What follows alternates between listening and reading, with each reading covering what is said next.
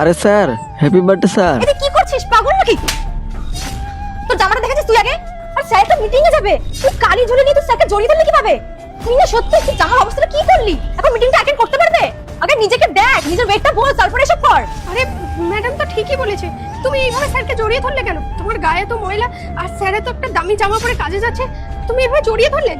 Ma'am আর করবে না, এইবারের মতন ক্ষমা করে দিন। ঠিক আছে, এটাই কিন্তু লাস্ট। আর তোর বরকে ভালো করে বুঝিয়ে রাখ যে নিজের জায়গাটা কোথায় থাকা উচিত, নিজের লেভেল আর স্যারের লেভেলটা কোথায়, মাথা যেন ঢুকিয়ে রাখিস। আরে না ম্যাডাম, আপনি ভুল বুঝছেন। স্যার আমাদের জন্য এত কিছু করছেন, তাই জন্য আজকে স্যারের জন্মদিন বলে তাই আমি উইশ করতে গেলাম, কিন্তু আমি বুঝতে পারিনি যে আমার একটা ভুলের জন্য এত বড় প্রবলেম হয়ে যাবে। স্যার ক্ষমা করে দিবেন, আমি বুঝতে পারিনি।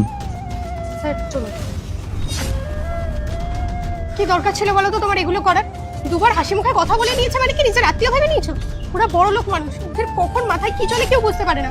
তুমি কেন জড়িয়ে ধরতে গেলে? তোমার জন্য যদি এখন কাজগুলো চলে যায় আমরা রাস্তায় গিয়ে বসবো তো। ঠিক আছে, বিকেলবেলা স্যার আসলে আমি ক্ষমা চেয়ে নেবো, যাতে আমাদের চাকরিটা না যায়। হ্যাঁ স্যার বিকেলবেলা আসলে তুমি ক্ষমা চেয়ে নিও, না হলে যে কি হবে সত্যি আমার তো ভয়, হাত পা ঠান্ডা হয়ে যাচ্ছে। স্যার আসলেই তুমি পা ধরে ক্ষমা চাইবে। ঠিক আছে, তুমি যাও কাজটা করো।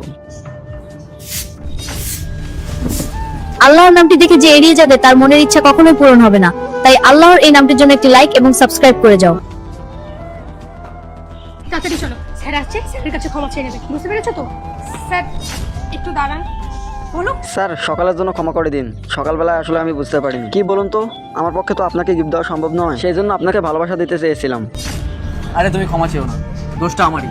আসলে তখন আমার একটু দেরি হয়ে যাচ্ছে।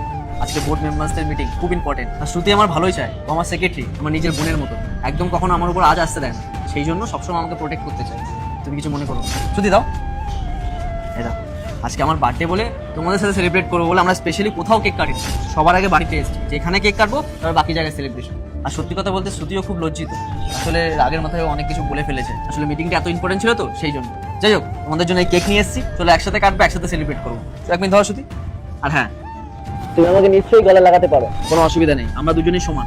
আসলে কি বলতো, মানুষের কাপড় জামা দেখে মানুষকে জাজ করা যায় না, অথবা মানুষের প্রফেশন দেখে মানুষকে জাজ করা যায় না, মানুষের হার্ট টু হার্ট দেখে মানুষকে জাজ করা যায়। এই যে তুমি এতটা ভাবলে আমার জন্য, যে স্যারকে গিয়ে একটু বেশ করে দিই, স্যারের ভালো লাগবে, আমি তো গিফট দিতে পারছি না, সেই জন্য, সেটার জন্য তোমাকে আমি এত ভালোবাসি, সেটার জন্য তুমি এই চাকরিটা পেয়েছো, সেই জন্য তুমি আমার ভাইয়ের মতো, আমার কোনো সিকিউরিটি গার্ড, সেটা সবসময় মনে রাখো। আচ্ছা চলো, এত কথা না বলে কেকটা এবার কাটি। হ্যাঁ হ্যাঁ।